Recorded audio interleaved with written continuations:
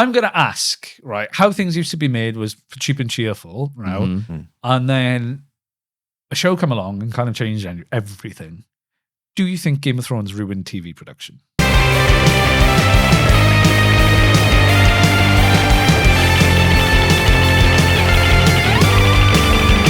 Hello and welcome to the Sound and Scope podcast, where indie filmmaking meets fandom, pop culture, and everything in between. Again, I am Luke Walters, and once again, I am joined by a gaggle of creatives, actors, writers, filmmakers, hat wearers, and we will be diving into the world of film, TV, comic book culture, streaming, you name it, behind the scenes, you name it, we're going to be talking about it. And today we're going to be talking about the golden age of TV, streaming. Is it over? What are we doing? We've had The Boys, Stranger Things, Game of Thrones. You know, what is? I thought I saw you laugh then. No. TV has changed dramatically over the last couple of years from how it used to be made and how it's consumed now, where TV shows are being made more like movies, where we're waiting 2, 3, 4, 5 years in some cases. Just for what, 6, 7, 8 episodes? Yeah, is this bubble gonna burst? Yes. TV died when it stopped being black and white for 3. Oh yeah, that's when it ended. And thank you for joining us on this episode of the Sound and Scope podcast. Do you know some people in the UK? So I think a very small number still have a black and white TV license. Found that out the other day. Yeah, Is that because you used to, if you had black and white, if you were receiving transmissions from black and white signals, you didn't have to pay a TV license? I think so. Allegedly. I never did that. So streaming has taken over the world in terms of TV now. So I just want to ask you, do you guys all watch like live TV? Do you watch drama essentially? If the BBC puts out, or ITV put out like a Line of Duty, or are you waiting for like a Stranger Things? And how are you consuming it? Are you watching it in the house live? Are you watching it on your phone? Are you watching it via cat? Like, what are your consumer habits now? Okay, straight off the bat, I'm never ever watching TV on my phone. Yeah, fair. I never ever really do that. Like, unless if I'm on a train for a number of hours, I might download a couple of things to my iPad or my laptop. But to watch it on my phone, it's too small. I might swipe through your Instagram or your social media and this and that and the other. But in terms of like to actually digest a proper TV show, I want a little bit of a bigger screen and I want to somehow absorb it in something a little bit less handheld. What about you, Jamie? Because I guess a phone would be like a large screen TV for you because you're a very small man. Absolutely. I don't see the problem. I have to turn my head just to watch it on the phone. My viewing habits, because I'm just so busy with a lot of stuff, I guess I'd love to watch things live, but I just don't. But I'm very much the case of with, like you mentioned, Stranger Things or Wednesday. I've only just finished Stranger Things. I've watched it series 1 to series 4 in the last few months. So I'm 10 years late to things like that. So I'm grateful that, streaming services allow me the opportunity to do that. But at the same time, I'm watching it at my own pace, not society's pace. And I think, is it so much a streaming habit, or is it a case of it being the next best thing and everyone jumps on this tidal wave or something as well? What about you, Brando? I couldn't tell you the last time I watched live TV. I honestly couldn't. Okay. I haven't watched live TV in goodness knows how long. I guess you count. No, you can't even count it because it was coming out at 8 a.m. So Doctor Who doesn't even count. I was about to jump on you right there and say, I'm pretty sure you were waking up in time for 8 a.m. I didn't watch Doctor it live though, like as in it wasn't on when it was on TV. So I couldn't tell you the last time I watched something when it was on TV. I think the closest I get to it is whenever I'm home because my mom still does. So even though they have all the streaming services going in my mom's house, and by that I mean I pay for all the streaming services in my mom's house, she'll still sit and watch TV live. She'll sit and watch her soaps. She'll sit and watch the news or whatever, or true crime things, whatever she's watching will be on literal live TV. Well, I don't even think about it. I think it's a generational thing. There was something so specific in my house growing up, was always that irrespective. I mean, I came from a family where my mum was looking after the kids and dad was going out to work. It was a very traditional kind of sense of the family from back in the day. But mum had it was a very strict rule that she had to be sat down in front of the TV for 9 o'clock. Like by 9 o'clock, it was her. So those big 9 o'clock dramas, Was it her programs are on? My mum was the same. That is like, you know what? No, I want all my jobs done. I want no one bugging me because I'm going to sit down in front of the telly by 9 o'clock. She'd quite often watch Corrie. 7:30 was a big deal. Northern household. So 7:30 was a big deal as well. But there was something about 9 o'clock. It's like that's when everything's tidied away. Kids are fed and watered and upstairs. And 9 o'clock was it was a breakout in the day before you go to 10 o'clock news and then bedtime. Yeah. So what about this way now? Because we were talking earlier just outside, and he was saying like, oh, cool. Like the BBC, for example, will drop episodes weekly and then be like, catch the full series now on BBC iPlayer. And you're like, well, what's the point in watching it weekly? You know, they've done it with now. You've got their new series, Annika, with Nicola Walker. They've done it with. They've done it with Waterloo Road. Obviously, they didn't do it with Doctor Who, which would be lovely. And even of all things, they do it with Mrs. Brown's Boys. Is that to cater to all, like you said, about different ages? Is that to cater to the fact that younger viewers are more likely to consume it in one sitting, whereas older people are more likely to sit down weekly and watch it? So are they offering various different ways of watching to cater for different audience behaviors? But if you look at like Wednesday, for example, now, and Stranger Things will be as well, they'll drop it in sections where they'll have your first that's half. becoming a thing Yeah, now. which is that's become, so it's kind of To maintain subscribers. Yeah, and it's kind of going back that way where you'll have your first half and your second half, so we'll build anticipation over the couple of months. But what do you prefer? Would you prefer to have, for example, a series dropped, the entire series dropped there and then for you, and you can binge it at your own pace, or do you prefer watching it weekly and looking forward to it, or are you just like, I just want to watch it now? Weekly. I'm exactly the same. Yeah. There was something about it's not just the experience of you sitting on your couch and watching it on a Sunday night at 9 p.m. every week. That experience is the same. But for me, it's the anticipation, it's the conversation you have with other people. Like this whole tentpole TV thing, the water cooler moment. Like, I mean, I used to be in a boring office job, and when you're going into work on a Monday morning or you're chatting, like it'll all be, did you see that at 9 o'clock Sunday night? Or there'll be this drama that you'd be waiting for and anticipating. Yeah. And that whole atmosphere you built around that waiting for that next episode to drop, and that was part of the enjoyment, that was part of the experience. And all of a sudden, if you are dropping it all at once, and you've got Brando decides to watch it once a week, like he grew up doing, but then you've got Luke, who is also in the friendship group, who's binged it and stayed up for 12 hours and has just done it. And then it's like the conversation and the flow, and everyone's at different pace. And so the enjoyment as a collective watching community is just kind of lost a little bit.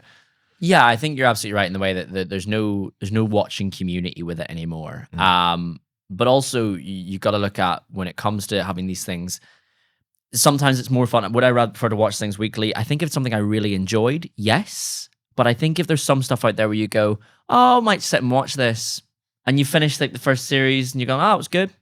It wasn't something you were planning to. It wasn't something you were fully invested in. You weren't there going like, oh, I really want to sit down and do this. It's one of those ones where streaming service and their AI algorithm is more catered to us. You know, it's able to put those films and shows in front of us that we are going to want to see. So I think it's less of, you don't need to worry about promotional detail anymore. You don't need to worry about all these things coming out, trailers, because it's going to be there. It's going to be right in front of you. And you're going to be able to pick it up whenever you want. While with TV and those weekly things, we used to have trailers, we used to have posters, you used to have talk in the paper, and the Radio Times would be building this One word, up. cliffhanger. Cliffhangers. Yeah, absolutely. Imagine if David Tennant's Regeneration from the Stolen Earth was just dropped straight away, and you had Journey's End, you could just binge watch it. No one would have been talking about it for a week. For a week. Oh god, yeah, it's Hooligans reference. For a week. Yeah. But no, like you don't get that anymore with these series. It's just, you kind of get it now that they're kind of splitting it up a little bit. They're learning. Learning Yeah. to maintain subscribers, which is, a very cynical way of looking at it. But isn't that what terrestrial television was all about? Getting people to keep tuning in to sell advertising spaces. It's exactly the same thing.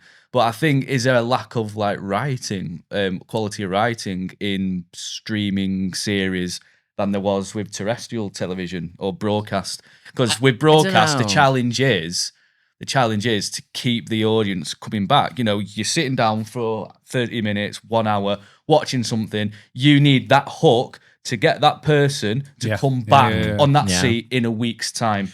When you're binge watching something, you can have your hooks, and obviously there's some really good TV shows that have had those hooks, but the challenge is not to keep that person there, because that person's going to be clicking next, and they're going to be skipping the end credits button and all that thing that annoys me. Get rid of that.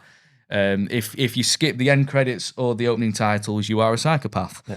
Well, it depends. If I'm on episode 5 or 6 of that episode, I don't need to see that opening titles again.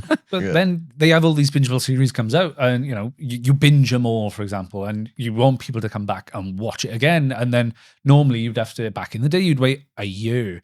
Now you're waiting 2, 3, 4 years. Like look how much that Stranger Things kids have aged. Like they're all married and stuff. Like, they're no longer kids. COVID also did have COVID did have an effect. But you are right. Yeah, but it's like something's got to change. Something's got to give. But I feel like part of the problem when it comes to all these different techniques that they're trying to potentially reintroduce the 4 episodes and then a break and 4 episodes or 8 or drop them or not. Or I think the problem is that at the moment with streaming services, you've got, say, everyone's got the shows that they enjoy or that they love or that they'd happily rewatch, or when they've had a stressful day at work or the kids have been screaming all day, they don't want to have to invest in new characters and a new plot. They don't want to have to really concentrate. They want to just fall onto an old favourite.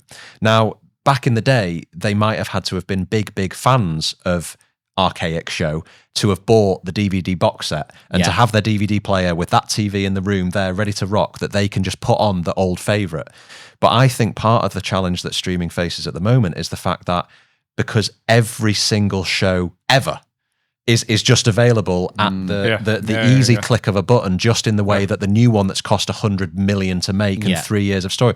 So if you just want to sit, I mean, I've done it myself.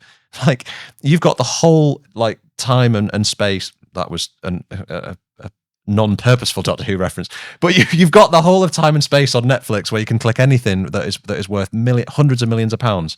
But the number of times I just sit and put Friends on, or the American Office, you know, a lot because you know it's attention. done, or Peep Show or something like that, and you can just put these on, and you know that you don't have to worry about it and concentrate and done. But I think having that wealth of archaic entertainment, old shows, I think that's also damaging their ability to maintain the attention on the huge shows. So you're saying get rid of The Office US? And Just do not get rid of The Office, or I would not. The Office US and Friends. I watched an episode this lunchtime and yesterday lunchtime. I think just while I'm making my lunch. Going back to what you said about live broadcasts. So we're primarily talking about scripted television here. How many people here in the last 4 or 5 weeks have watched maybe a sport live? Yeah, no, I get it. I only watch live TV is mainly if it's sport or Love Island. I'm a Celebrity, get me out here. Oh, yeah, fair enough. But it's like then I'll watch The Traitors. The Traitors. Oh, The Traitors, you had to watch live. The Traitors. Didn't watch it. Oh, the Celebrity one comes out soon. Does it? Yeah, Celebrity one comes out 14th or 17th of September, which will be after when this comes out, actually. So are they going to do the whole Monday, like Wednesday, Thursday, Friday thing again? I'm not sure. This was the thing. I was too busy for that. I was too busy to do that. I cancelled plans to make sure. I love The Traitors. I turned my phone off. So viewing habits are still there in terms of like broadcast television. So what's happened, or what has happened to scripted? I think it's event series. TV, isn't it? It's like, The Traitors coming in, and that's become like ingrained in the cultural zeitgeist now. That's event TV because scripted TV used to be like that. It used to be, but it's not. And I don't know why. I guess it's because we're being flooded with so much good quality TV now that it's just like, I just want to watch Friends, because you don't know what to watch. You've got so much to choose from. Everything looks good. And a lot of it's you need to focus. Yeah. A lot of the time it's you're sitting down at the end of a night and you're going, should I put the TV on? And if you're going to put on something that you're going to have to switch your brain on after you've had your brain switched on all day, to sit and focus, you're going to be like, put on something easy. I think as well, we're also sat talking from a position of creatives, directors, producers, actors and stuff, and the hat wearers. And hat wearers. Of course, yeah. But we're kind of under so much constant pressure to engage with creativity and storytelling and character and Then they're all the networks are all fighting for our attention at the same point. As well. and so it's almost like to then, if you spend your entire daytime trying to engage with a character or come up with a character or write a script or do this proof of concept or do this edit, and then all of a sudden in your evening you've got to then engage with a brand new story, brand new set of characters again, and a plot line. And I think sometimes it's a little bit much. Yeah. Right, so I have a question. I hear he has a question. Right. Looking back, what was the last television show, scripted, that you sat down and watched weekly or whenever it broadcast? And compare that to what was the last TV series you binge watched? Well, Doctor Who's the only one I can tell you that I watched weekly. Okay, apart from Doctor Who, because that's a no-brainer. Yeah. That I actually sit and watched every week. It's tricky, isn't it? Probably, racking my brain, it's probably Mr. Bates's The Post Office. I think so. I think I caught I it. watched that and catch up. I thought it. I watched it on ITV Player. I caught it on New Year's around at the time, and I was like, it got me. And then, yeah, I think my missus went back up here, and then I watched it when it was coming out, and I was like, this is. I want to know what happens. And it was very gripping, and yeah, I think it was Mr. Bates's The Post Office, and then streaming. I'm not including Disney Plus series like when Marvel released it weekly. No. I mean, actually a broadcast. No, that's Rick and Morty. Okay. I watch Rick and Morty every week. Fair. It's a tough one. Chewy. Here we go. No, but it's Emmerdale Farm. It's called Emmerdale these days. Yeah, all right. Something I've watched for years. Weekly live. It's the only one I can genuinely think of, and it looks like I'm doing this on purpose, but I'm genuinely not. But it was Happy Valley. Oh, fair. And that felt like a triumphant return to tentpole TV on a Sunday night at 9 o'clock, and they weren't releasing it the whole series. You weren't able to binge it, and there was cliffhangers at the end of most of the episodes, and it did feel a little bit like I remember I was in a different job, series 1 and series 2 out. And those back in the day before streaming service really exploded, that had the whole water cooler moment thing where you were wondering what's Tommy Lee Royce doing, what's this and that and the other. But then with series 3, it felt like it was a bit of a hark back to that, and people were craving that Sunday night fix. Yeah, for me, it would have been Line of Duty. Same. Line of Duty, yeah, same. I'll give that one. Never watched Line of Duty. When When was Line of Duty? Good show. When was the last Good series? show. Was it 4? 2-3 years ago? Oh, more. I think it was more than that now. Yeah. Is it? It was We've not about had one- 2019. I don't think we've had one 20. since the pandemic, have we? No, Might be. They're making a new one. apparently. So that's the Yeah. thing that's happening. But yeah, I mean, that was like pre-pandemic, I think, was the Yeah. last. Yeah. But that fumbled the ball when it came to its end of things anyway. It did, but well, that's a podcast for another day. So I'm going to throw something out now. So in terms of like TV production now, because everything is, I'm going to ask, right, how things used to be made was cheap and cheerful, right? Mhm. And then a show come along and kind of changed everything. Do you think Game of Thrones ruined TV production? Game of Thrones. Because that was the big one, essentially. That was like, oh, that show is getting Game of Thrones Yeah. money. That was what everyone said. It's Yeah. getting Game of Thrones money. And now everyone wants to compete with Game of Thrones. You know, we see I think a Beck 2 Band 4 is 7.5 million, which is known to be Game of Thrones money. Game of Thrones is like 15, 30 mil an episode at times. And now I think because is everyone trying to make that level of TV that we're not getting TV series come out so often and everyone is falling off it. And it's all, yeah, I think, yeah, I'm going to ask you, do you think Game of Thrones ruined TV because it's just spending too much money? For me, Game of Thrones didn't really come on my radar till about season 3, season 4. Yeah. And I never really watched it. So I'm not quite sure about Game of Thrones. I think when Amazon Prime chucked like, what was it, $1 billion for the Rings of Power, Yeah. that changed. And then maybe Marvel with the Disney Plus series. Right, I don't think those TV series, those streaming series, I don't think they hit as hard as Game of Thrones was week by week. Yeah, Game of Thrones was again weekly, and you had the cliffhangers. You didn't have HBO Max at the time. Yeah, and you had everyone trying to compete. Will be like, oh well, you know, Piers Wenger said it about Doctor Who. Is like it needs to be. I think it was Piers Wenger. It's like it needs to be like Stranger Things level, like Amazon, like Game of Thrones level, and everyone's trying to get to that level where we could get Doctor Who with previous budget reported for like 1 million to 2 million. So was Game of Thrones, in terms of budget, did it outperform everything else at the time? Yeah. Well, it was Where did very that money- under the radar. Where did that money Yes. come from, though? So I actually do know about this because it's filmed in my country. So the Game of Thrones- Irish. The Irish. Well, The fun Irish. fact, I don't know if anyone knows, but it's a fun fact. I was one of the few people who got down for Joffrey when I was Oh. about 11. Oh, fair. Yeah, fun fact. Fun You were one. too much of a prick to play the character. Absolutely. You beat me by like. Absolutely. But yeah, so Game of Thrones kind of came out of nowhere for especially back there because Game of Thrones then became the big thing for Northern Ireland. We have our own Titanic Quarter Studios and all that because of this series.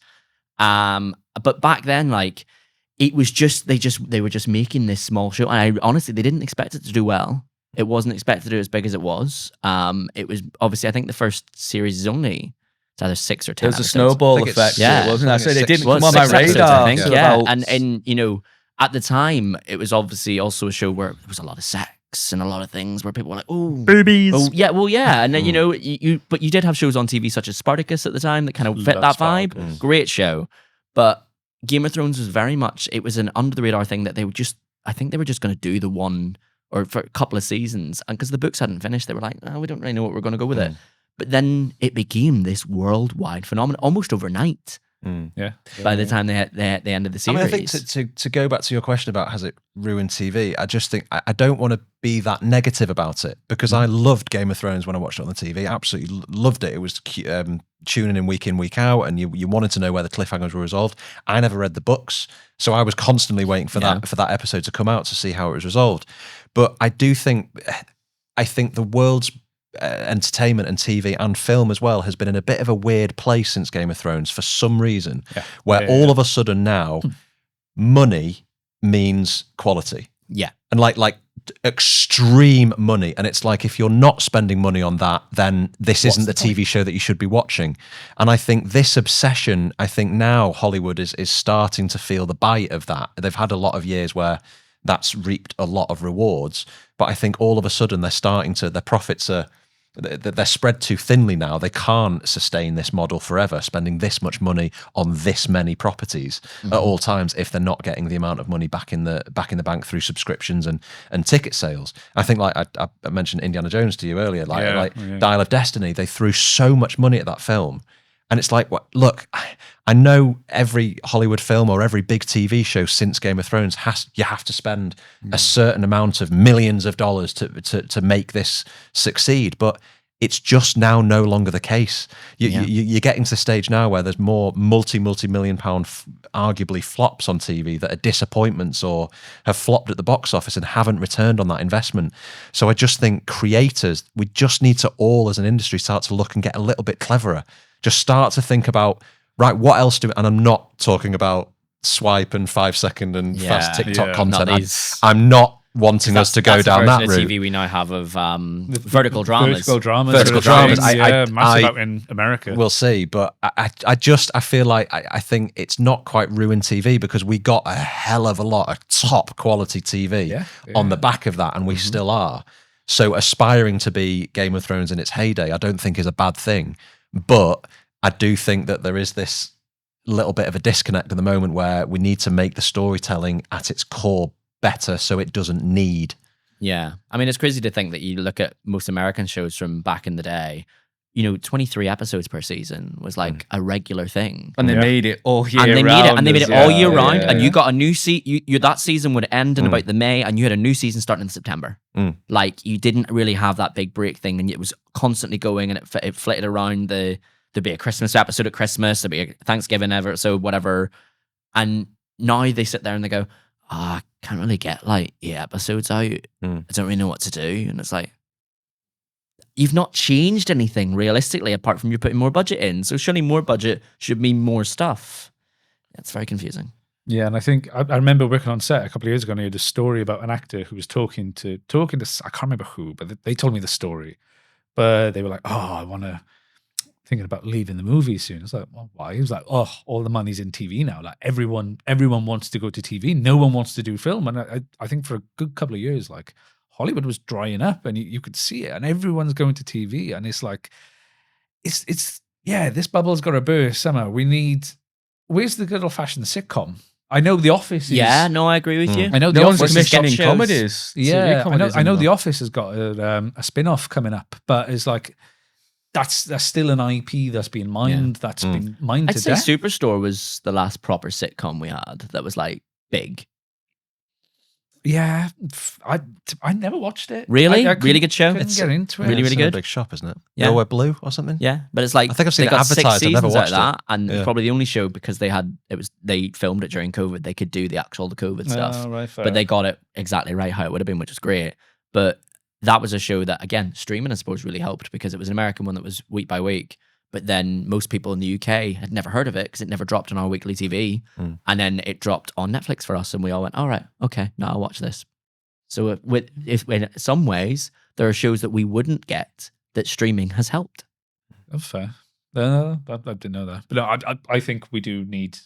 Mm. Yeah, I think we need more sitcoms. Yeah, I agree. I think you need your low level. Like I know Mr. Carly, we've just done Power of Parker. That's 6-episode run. It's not a massive budget, but it's performing well. I think, especially Britain. I think Britain does them right. Alma's Not Normal, things like that. Yeah, Yeah. if you look at like what we used to produce, Only Fools and Horses, Porridge, My Family, Green Grass, Keeping up appearances. Open all hours. Keeping Up Appearances, Open All Hours, Bottom. Some others do have them. Yeah, The Young Ones. Some others do have them. Yeah, Dinner Ladies. My Family. Dinner Ladies. I think I said My Family. My Hero. My Hero. I love My Hero. Father Ted. To a What degree. show. Father Ted. But it's like we need more of these shows to come in. Like we had great British comedies back in the day that would flood it, and Only Fools and Horses having 16, 20 million an episode. Where'd you broadcast them though? Because we had Well- BBC Three. That was a great. When Well, but none of those were a thing. But I think the last one you had was Gavin and Stacey, for example. Yeah. Which pulled in a bumper crowd. But that's event TV. People have been waiting years for that. That's not going to have a high-end budget, and it shouldn't have a high-end budget. And it looks like a British program, and it should. But it's like, yeah, we need to kind of get out of the everything needs to be back to ban for 7 mil Game of Thrones level, and we need to come down to right, not cheap and cheerful, but made within budget, within reason. Let's go out and just make a load of stuff. And I think it's a very interesting time, but I think the bubble needs to boost massively. I think as well there's an argument to say that we need. There's so much exhausting of established IP at the moment.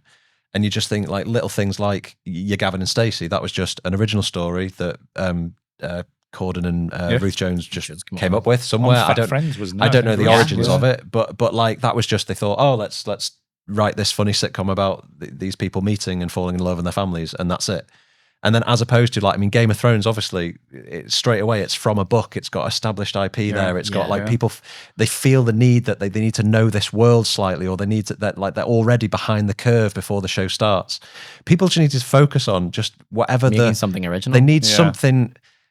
I think originals it's a difficult Making word something- because but I there think ain't it's not based off nothing an IP original. though, Yes, like, yes. we're sorry, I basing thought you meant everything off an IP constantly. You look at any film, Yeah. it's constantly like, or franchise, it's all off books or comic or something. No one is out there going, this is a story I want to tell. It's got nothing to do with anything that's ever come up before. I guess going back to audience fatigue that we spoke about on a previous podcast, when you've got, like you said, Game of Thrones, 10 books, and if each book's a series, you're expecting the audience to invest 10 years of their lives to it. This new Harry Potter series, the Just same insane. thing. Yeah, Adapting each book, that's another, 8 And they've signed them on for all 8 series. all 8 series. Sorry, So, 7 series. whereas a Yeah. sitcom, you're just asking for 30 minutes of someone's time, and there's no story arc. You can dip in and out. You can just have a bit of fun, and you're not.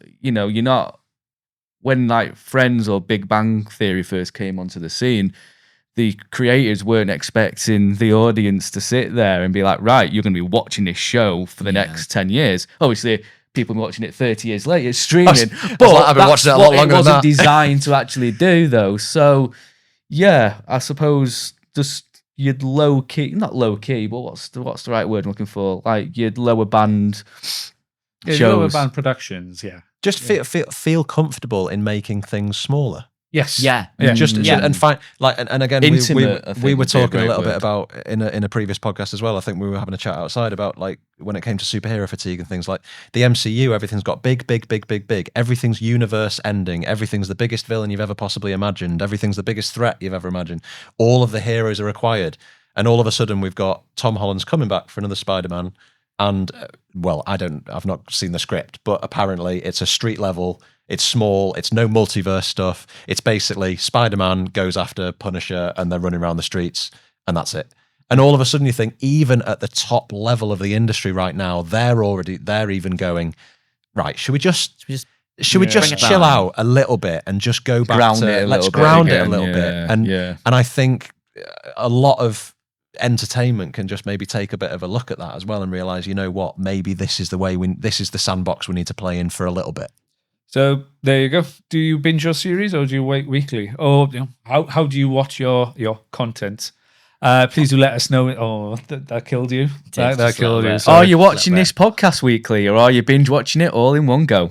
Or listening to it, who knows? But yeah, please do let us know your viewing habits because we're quite interested in how cynical we actually are. Thanks for watching. Please do like, follow, subscribe, and let us know what you think of Jamie's hat. He might wear another one next time. But yeah, this has been the end of the Sound and Scope podcast. See you next time.